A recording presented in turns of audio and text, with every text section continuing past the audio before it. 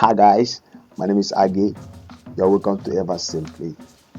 Just as I promised in the previous video, today we are going to design this cool and fancy web app that converts dollar, euro and Ghana cedis to naira. Let's see how this app works.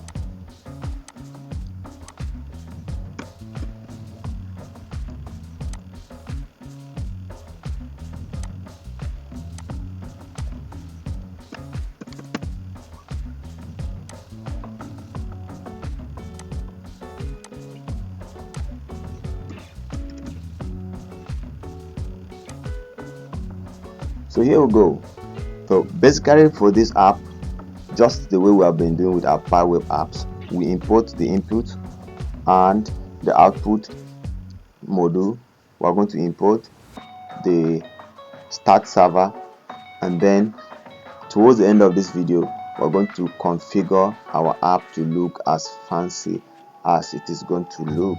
Then after there we create our main function, which is going to contain the various functionalities, like to convert dollar, to convert euro, to convert cedis. Then we're going to add this section here, and then we add this section, and then this thing here we call it the scope.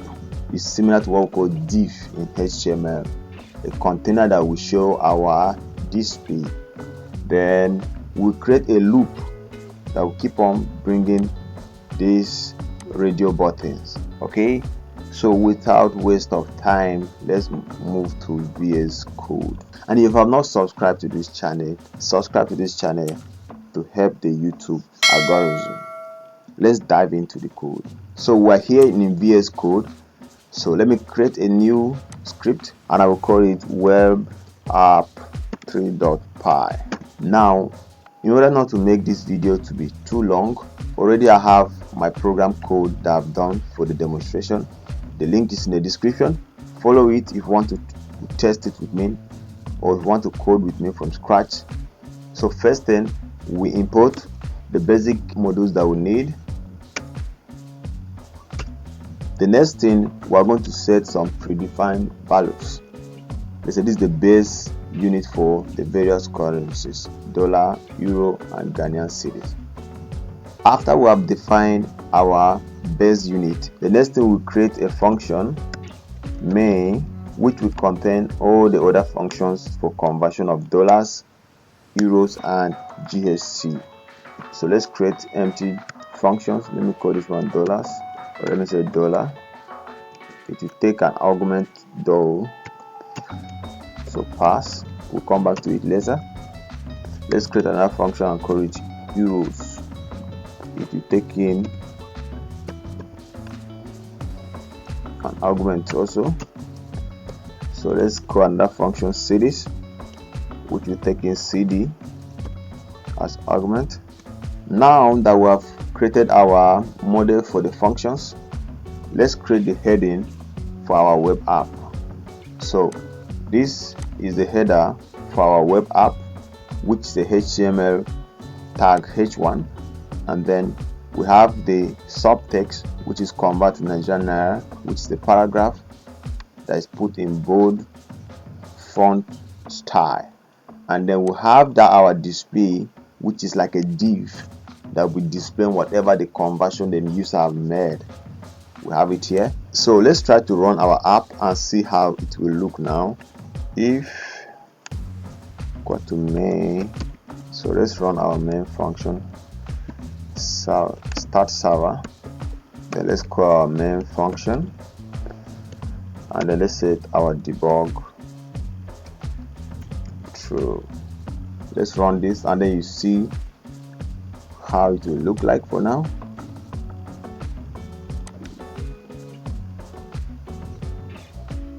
So this is how our application looks so far. Only the header and the subtext. So let's go back and put up some things. So let's create a while loop, while true, and the main function or purpose of this while loop we're creating, so that if a user wants to convert currency for more than 100 times, 10,000 times. Keep on bringing the option for the user to choose either the dollars, euros, or cedis. So if the user finishes converting cedis, bring out the radio button for the person to select whether you want to convert dollars again or convert that currency again or another currency. That's the essence of this while loop. The radio takes the name, which is choose currency, and then you have a list of the buttons you want to appear there. So we have button dollar, button euro, and button cedi. Okay, and then we set a property called inline true, which means they will be displayed on a single line. And another property of the radio in Pywebio is what the required option. If you set it to true, which means before the form must be submitted, one of these buttons, either the dollar, the euro, or the cedi, must be selected. The next thing we're going to create is conditional statement, or let me say listeners, that will be checking any of these buttons clicked by the user. So if a user choose dollar, then bring out an input, ask the person how many dollars do you want to convert, and the type of that input should be a number. Then call the dollar function we have up here. Dollars. Call the dollars function we have up here. Now, if a user selects euro, prompt the user to enter how many euros he or she want to convert, and the type of that input is a number. All right, and then the same thing goes on like that. So let's try this out and see how it will look like.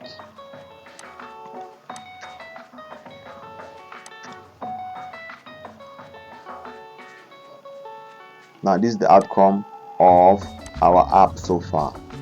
So you have the header, you have the subtext, you have this input we have here, which contains the radio buttons I told you about. So select. If you submit, it will prompt you to enter. Nothing is done because we have not yet configured our functions for converting our currency. So let's go back.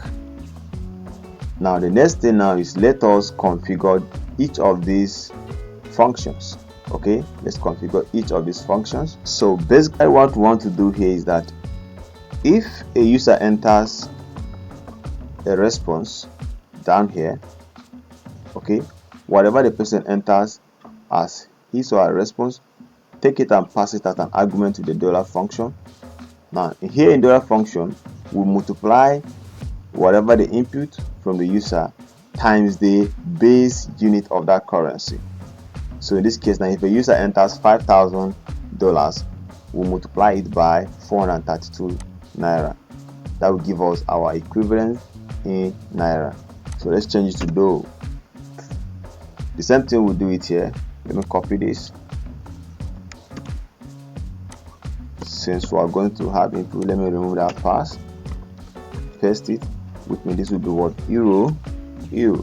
Okay, whatever the user passed in this function times the predefined unit, or let me call this euro so that it won't create much confusion.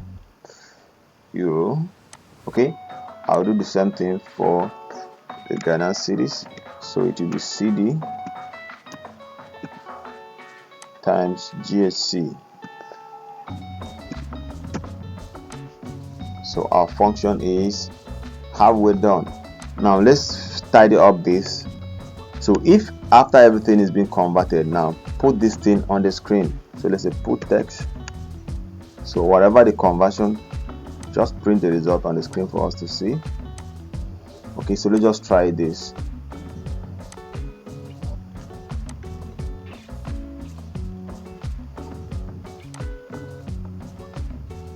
So we have our app here.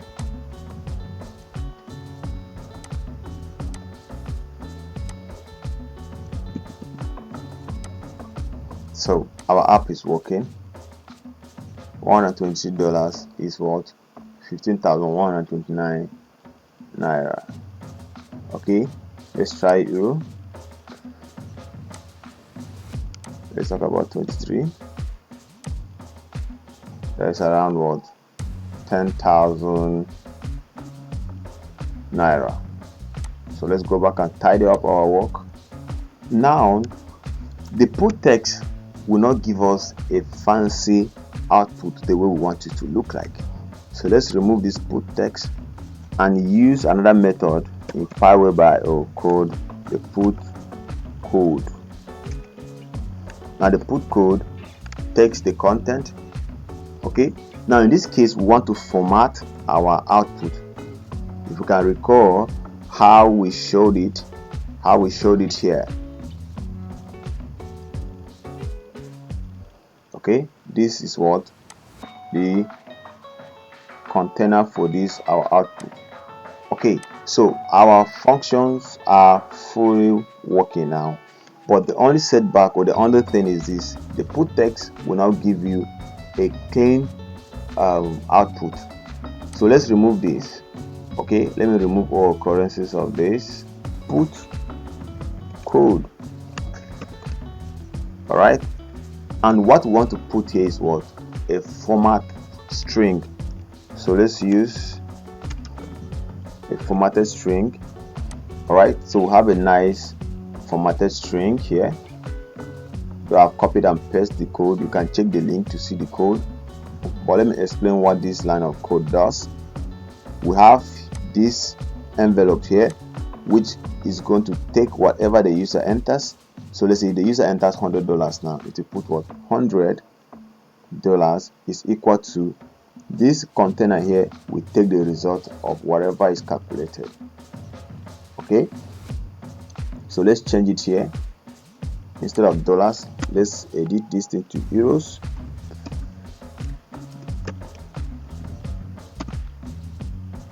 All right, then let's change this to euro, and then our result.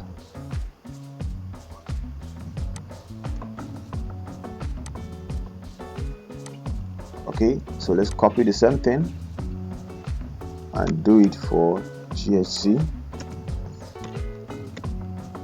So you can see our program will output differently from the way it was.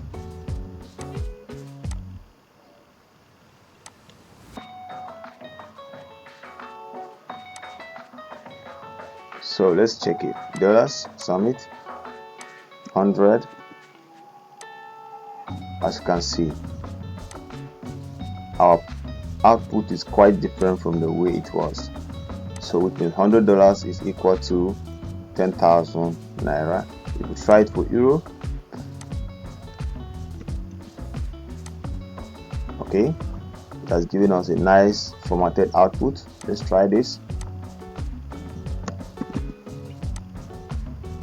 It has given us a nice format. Let's go and tidy up more for our web app to look fancy and nice. Now the next thing we are going to do is to add some styling to our header, the subtext, and the display. Okay, so the first thing we want to take is to take this header to the center and take this subtext also to the center, and then we want the output from this display to be red in color, and then we increase the font size and other styling. So let's go back. Now the method in Pywebio that does this styling is called the style, and you put it in quote. Inside the bracket you have quote. So let's talk about text align, and we'll give it to be aligned center. Put a semicolon at the end of it. We're going to do the same thing for the subtext, so I'll copy it and paste here, so you can see that what our text for this will be aligned to the center and the font style will be italic. So now we have finished styling our header and the subtext. The next thing is let's style each of these output. Okay, let's style each of these output. So since it's going to be the same thing, let me highlight it and change the occurrences. Okay, which I'm going to add dot style And the first thing we're going to style here is the color. We're going to give it a color red.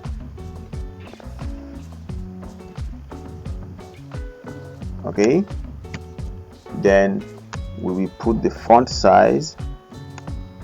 We want it to give us 24 pixels.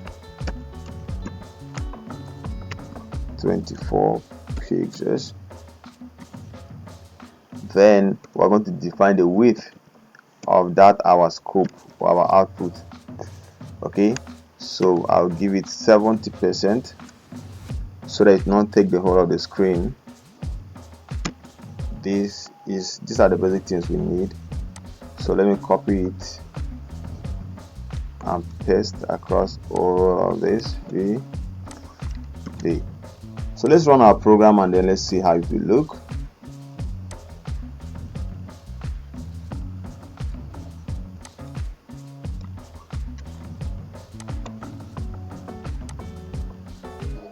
Okay, you can see our header has moved to this place. This guy has been affected. So let's now convert and see. Voila! So our app is finally taking shape. Let's convert this also and see. 2000. Okay, let's see how what it looks like. Voila! Okay, and the good thing is that Pywebio will do most of this thing automatically for you. If there's an overflow, it will add a scroll button or scroll bar. Okay, so you don't need to worry about any other thing. Just program your script and then run it. Okay, so as you can see, our program is running fine. Everything is going as we want it to be. But there's one more thing that we need to do. As you can see, you don't want to have this kind of app where it keep on opening new lines for you. So what I want us to do now is to program our script such that if there's a new input, okay, if a user enters a new input now, right, let's say 1,200 euros, by the time the user submit this button, clear whatever that was here in the display before and then output the new value. So let's go back to our program and fix that. To be able to achieve that, the input method in Pywebio support this property, and you can see one of the property here on change. When a given input is changed, you can instruct your Python script to clear or to do a certain task. Okay, now on change, I want to create a lambda. That's a single line function. Okay, and what do I want that function to do? The function should clear our display. Now our program is going to work the way we desire it to do. Let's run it.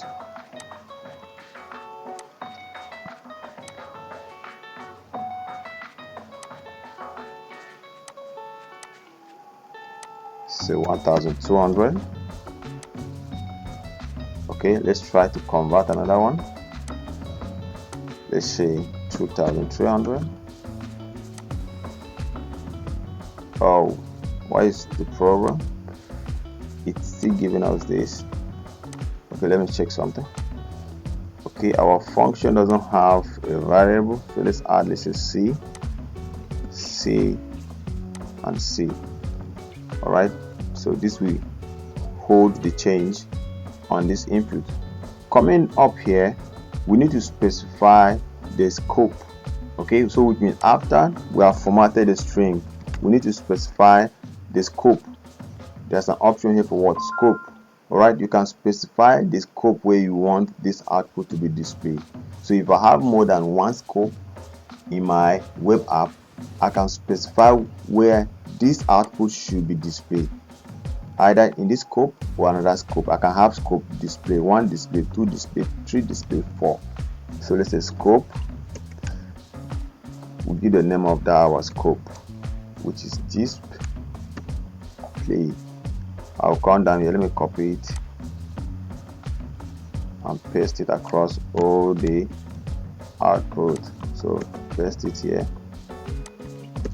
paste it here.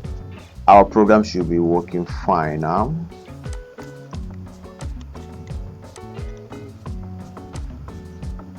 So here we are. Let's try it again. So let's convert dollars. 2, 3, 4, 5, 6. Okay, let's try euros.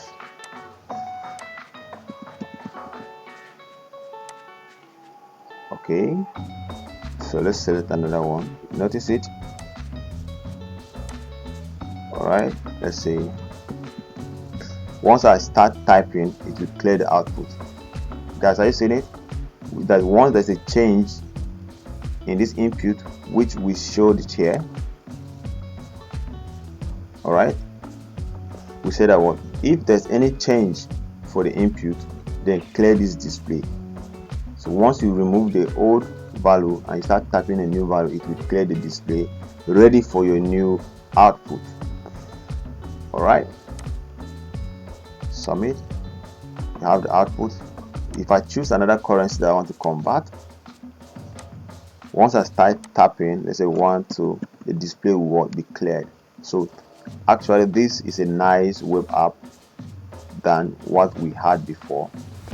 It is more appealing and more functional, more realistic. Alright, so our program is set to go. Now the remaining thing we have to do is this current background is white, which makes our web app look like a normal paper, just a white paper. Everybody nowadays likes dark theme. Alright, there's a module in Pywebio called the config module. So come up here and add config from your import, which means from Pywebio, import start server, and at the same time import what? Config. Now what the config module does is that it will help you to do some manual configuration of your web app. So if you are not just a beginner in programming or in styling or in HTML, you can add your own external script. Let's say you have a CSS file that you have specified your design and your styling, you can import it using the config. Alright, and then you can customize the theme. Okay, now we have various types of themes. We have the dark theme, we have the sketchy, we have the minty, we have what? The Yeti. Alright, let's try all the themes, but I prefer the dark theme. But let's try all the themes. So if you come down here, what you do before your main function, you define the configuration as a config, and then you specify theme, and then in quotation you name the theme. So let's start with the first one I have here, sketchy. Okay, we have sketchy.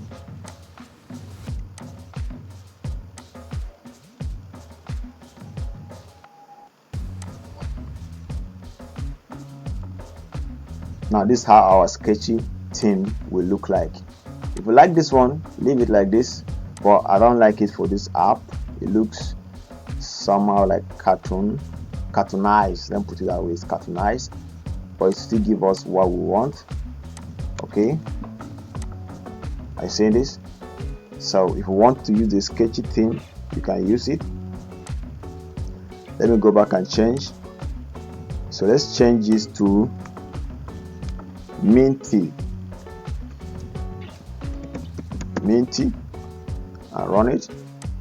This is how the minty theme will look like. It look like a transparent cover is on top of the web app, but it is still functional. Okay, it's still functional. That's how the minty theme will look like. Let's try another one. It's called Yeti. So this is how the Yeti looks like. It looks more sharp.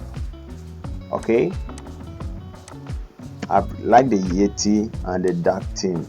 Alright, I like working with the two themes, Yeti and the dark theme. Alright, so let's finalize which theme we are going to use in our app. So I'm going to go with the final theme I have here on my list, which is the dark theme. Are you ready? Let's see how it looks like. So guys, as simple as ABCD, we have our web app fully functional and running. We have been able to customize it. If you have not subscribed to this channel, subscribe to the channel, turn on the notification bell so that you'll be notified when I drop content such as this on this channel. And don't forget to share this video with your colleagues. Watch out for my next video. I'm going to show you another sophisticated web app, more sophisticated than this one, and we're going to make use of MongoDB. You don't want to miss out. Don't go anywhere.